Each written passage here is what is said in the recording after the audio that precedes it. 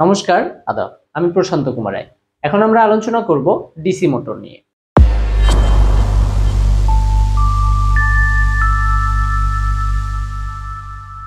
DC motor আলোচনা করার পূর্বে আমরা ডিসি মোটরের বিভিন্ন অংশ সম্পর্কে আলোচনা করি। ডিসি মোটরে চৌম্বক থাকে। আমরা জানি চৌম্বকের দুইটা প্রান্ত থাকে, একটা নর্থ মেরু আর একটা হচ্ছে সাউথ মেরু। ডিসি মোটরে যেটা থাকে সেটা হচ্ছে লুপ। এই লুপটি কিসের তৈরি? এই লুপটি হচ্ছে অন্তরিত তামার তার দিয়ে পেঁচানো একটা লুপ, যেটাকে আমরা কয়েল বলি। এই লুপের সাথে এই যে অংশটা আছে এটা হচ্ছে কমুটেটর। আমরা এখানে এই যে সবুজ অংশটা, অর্ধবৃত্ত সবুজ দেখতে পাচ্ছি, এটা একটা কমুটেটর। এই যে কালো অংশটা আমরা দেখতে পাচ্ছি এটা হচ্ছে কার্বন ব্রাশ। কার্বন ব্রাশ এবং কমুটেটরের ফাংশনটা হচ্ছে এমন যে এই কমুটেটর এই কার্বন ব্রাশের উপর স্লিপ করতে পারবে, অর্থাৎ এই কার্বন ব্রাশ এবং এই কমুটেটর একেবারে সরাসরি যুক্ত না, এটা এর মধ্য দিয়ে মুভ করতে পারবে। এবং আমরা কি জানি, অবশ্যই মোটর চালাতে গেলে আমাদেরকে তড়িৎ উৎসের সাথে সংযুক্ত করতে হবে। তড়িৎ উৎস সংযুক্ত করলাম। এবার আসি তড়িৎ প্রবাহের দিকটা নিয়ে। আমাদের এই প্রান্তটা হচ্ছে প্লাস, এটা মাইনাস, অর্থাৎ তড়িৎ প্রবাহিত হবে এই দিক থেকে। তড়িৎ প্রবাহটা একটু বুঝি। আমাদের তড়িৎ প্রবাহিত হচ্ছে এই বরাবর। আশা করি বুঝছি। অর্থাৎ এই লুপের মধ্য দিয়ে এই বরাবর তড়িৎ প্রবাহিত হচ্ছে। এবার আসি, এই যে লুপটা আছে এই লুপের এই বরাবর একটা কি থাকবে? ঘূর্ণন অক্ষ থাকবে। এই বরাবর একটা কি থাকবে? ঘূর্ণন অক্ষ থাকবে। এই ঘূর্ণন অক্ষের সাপেক্ষে এটা কি করতে পারবে?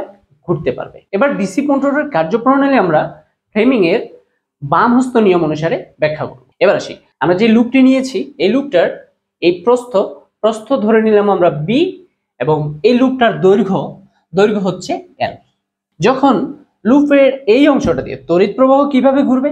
ঠিক এইভাবে গিয়ে পুরোটা ঘুরে এভাবে আসবে। এই মোটর কিভাবে ঘুরবে এটা আমরা ফ্লেমিং এর বাম হস্ত নিয়ম অনুসারে ব্যাখ্যা করব। এখন ফ্লেমিং এর বাম হস্ত নিয়ম কি?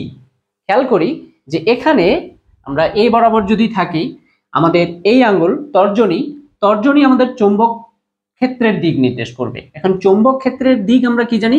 নর্থ থেকে সাউথের দিকে। তাহলে এটা নর্থ, এটা হচ্ছে আমাদের সাউথ। তাহলে ঠিক এই বরাবর হচ্ছে কি? চৌম্বক ক্ষেত্রের দিক। এবং আরেকটা হচ্ছে যে আমরা খেয়াল করছি তড়িৎ প্রবাহিত হচ্ছে এই বরাবর, অর্থাৎ এই লুপে এই বরাবর। তাহলে এটা হচ্ছে তড়িৎ প্রবাহের দিক। এই যে বৃদ্ধাঙ্গুলি আছে এটা আমাদের যে কি পরিমাণ বল লাভ করবে সেটা হচ্ছে বলের দিক। আশা করি বুঝছি। এখন আমরা দেখি যে তড়িৎ প্রবাহ দেখব এবং কি পরিমাণ বল লাভ করছে সেই বিষয়টা খেয়াল করি। যখন আমাদের ঠিক এই বরাবর প্রস্থ বরাবর তড়িৎ প্রবাহিত হচ্ছে তখন আমাদের বলের একটা ইকুয়েশন আছে। বল ইজ ইকুয়াল টু, এখানে কি পরিমাণ তড়িৎ প্রবাহিত হচ্ছে? আই পরিমাণ তড়িৎ প্রবাহিত হচ্ছে। তাহলে আই ইনটু এই যে এখান থেকে যখন প্রস্থ বরাবর যাচ্ছে সরণটা কত? বি। তাহলে বি আই বি ইনটু কি? খেয়াল করি চৌম্বক ক্ষেত্রের মানকে কি দ্বারা প্রকাশ করা হয়? Capital B. বি এবং এখানে একটা অনুপাত আসবে, ত্রিকোণমিতিক অনুপাত সাইন এবং হচ্ছে থিটা। এই থিটা হচ্ছে তড়িৎ প্রবাহ এবং চৌম্বক ক্ষেত্রের মধ্যবর্তী কোণ। খেয়াল করি যখন এই প্রস্থ বরাবর হচ্ছে তখন এই দিকে হচ্ছে সরণ, তড়িৎ প্রবাহের দিকে এই বরাবর, এবং চৌম্বক ক্ষেত্র ঠিক তার বিপরীত দিকে। তাহলে মধ্যবর্তী কোণ কত ডিগ্রি? একটা এই দিকে তড়িৎ প্রবাহ এই দিক বরাবর সরণ ঘটছে, আর চৌম্বক ক্ষেত্রের দিক কোণ বরাবর এই বরাবর। তাহলে মধ্যবর্তী কোণ কত ডিগ্রি? 180 ডিগ্রি। এবং আমরা কি জানি? সাইন 180 ডিগ্রির মান 0। তাহলে এই বরাবর কোনো বল লাভ করবে না। এতটুকু আমরা বুঝলাম। এবার আসি, যখন ঠিক এই বরাবর তড়িৎ প্রবাহিত হচ্ছে, তাহলে তখন বল F ইজ ইকুয়াল টু কি হবে? আই ইনটু সরণ কি? আমরা এল ধরছি, L into B sine theta. খেয়াল করি যে সরণ এই বরাবর, চৌম্বক ক্ষেত্রের দিক এই বরাবর। তাহলে সরণ এই বরাবর, চৌম্বক ক্ষেত্রের দিক এই বরাবর। মধ্যবর্তী কোণ কত ডিগ্রি? 90 ডিগ্রি। আমরা জানি সাইন 90 ডিগ্রির মান কত? 1। তাহলে এখানে ইকুয়েশনটা কি আসলো? I into L into B. এতটুকু বুঝলাম।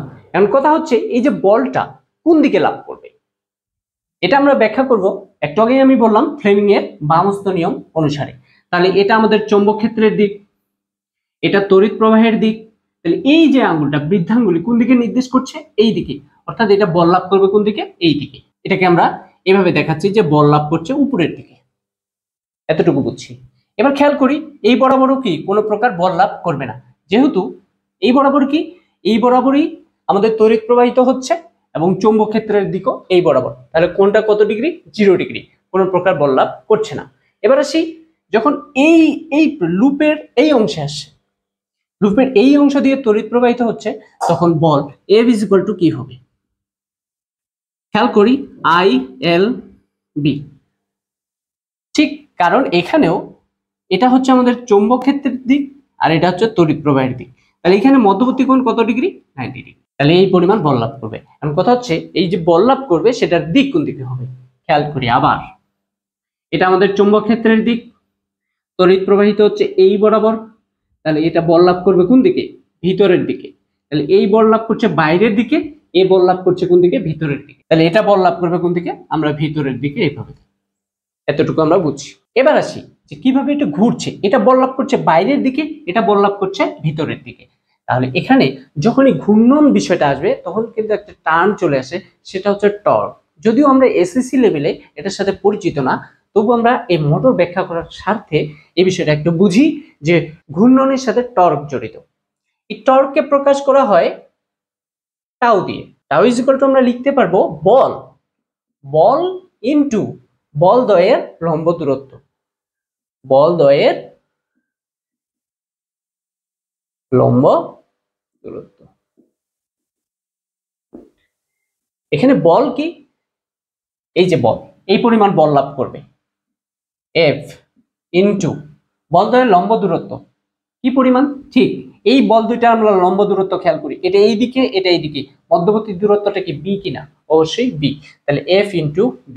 এখন F এর মান আমরা বসাই, I, এই যে I L B into B। একটু সাজায় লিখি, I ইনটু B ইনটু এই L, এই B পাশাপাশি লিখি, L ইনটু B। খেয়াল করি এটা হচ্ছে দৈর্ঘ্য, এটা হচ্ছে প্রস্থ। তাহলে এটা সমান আমরা ক্ষেত্রফল লিখতে পারি কিনা? অবশ্যই ক্ষেত্রফল লিখতে পারি। তাহলে কি লিখতে পারি? I B A। আর একটু সাজায় লিখি যে I A B। এই পরিমাণ টর্কের জন্য এই কুণ্ডলীটি ঘুরবে। আশা করি বুঝছি। এখন আমরা বিষয়টি প্র্যাকটিক্যালের মাধ্যমে দেখি। বোর্ডে আমরা যে বিষয়টি বুঝলাম সেটা এখন আমরা আরেকটু ভালোভাবে বোঝার চেষ্টা করি। এখানে আমরা ডিসি মোটরের একটি মডেল তৈরি করেছি, যেখানে আমি চুম্বকের কথা বলছিলাম। এই প্রান্তটা আমরা নর্থ নিয়েছিলাম, এই প্রান্তটা সাউথ। এখন খেয়াল করি কম্পাসের মাধ্যমে এটা চেক করি যে এই প্রান্তটা আমাদের নর্থ নাকি সাউথ। খেয়াল করি, যেহেতু আমরা জানি লাল প্রান্তটা নর্থ, সাদা প্রান্তটা হচ্ছে সাউথ।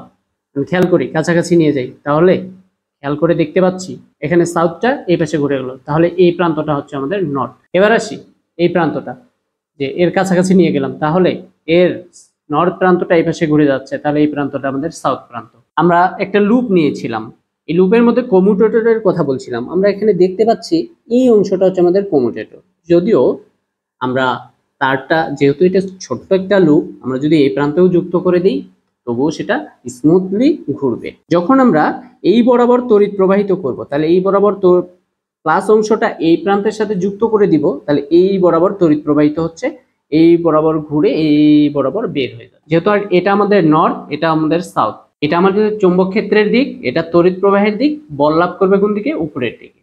ঘুরে যখন এই বরাবর যাচ্ছে, খেয়াল করি তখন তড়িৎ প্রবাহিত হচ্ছে এই বরাবর, চৌম্বক ক্ষেত্রের দিকে এই বরাবর, এই প্রান্তটা বল লাভ করছে কোন দিকে? নিচের দিকে।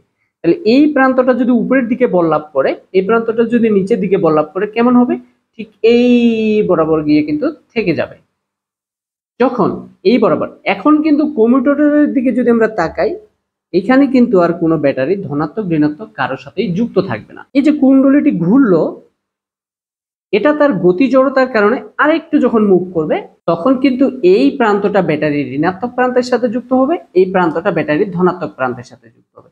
তখন এই প্রান্তটাতে আবার এই দিক বরাবর তড়িৎ প্রবাহিত হচ্ছে, তাহলে এটা বল লাভ করবে কোন দিকে? উপরের দিকে। এটা আবার উপরের দিকে বল লাভ করবে, এটা আবার নিচের দিকে বল লাভ করবে, এটা আবার একটা মুভ, একটা পূর্ণ সাইকেল আমরা দেখলাম। তাহলে এইভাবেই সেটা কি বারবার ঘুরতে থাকবে। আশা করি বুঝছি। এখন চলুন আমরা বিষয়টি দেখি। লাল তারটি আমাদের ব্যাটারির পজিটিভ প্রান্তের সাথে যুক্ত এবং কালো তারটি ব্যাটারির ঋণাত্মক প্রান্তের সাথে যুক্ত। এখন আমরা জাস্ট এটাতে স্পর্শ করাবো, তাহলে আমরা দেখবো যে এটা খুব স্মুথলি ঘুরছে। আমি জাস্ট এখানে ধরে থাকবো যেন এটা মুভ করতে পারে। তাহলে এই প্রান্ত যেহেতু এই দিক দিয়ে তড়িৎ প্রবাহিত হচ্ছে এই বরাবর, তাহলে এটা উপরের দিকে বল লাভ করবে, এটা নিচের দিকে বল লাভ করবে। চলুন দেখা যাক। আমরা খেয়াল করবো এটা এই বরাবর ঘুরবে।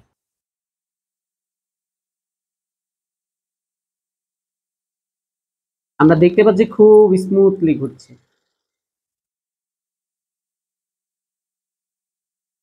তাহলে যদি আমরা তড়িৎ প্রবাহের দিক পরিবর্তন করে দিই, তাহলে খেয়াল করে দেখি, যেহেতু তড়িৎ প্রবাহিত হবে, এটা আমাদের চৌম্বক ক্ষেত্রের দিক, তড়িৎ প্রবাহিত এই বরাবর, তাহলে এই প্রান্তটা এবার উপরের দিকে বল লাভ করবে। তাহলে কিভাবে ঘুরছে চলুন দেখা যাক।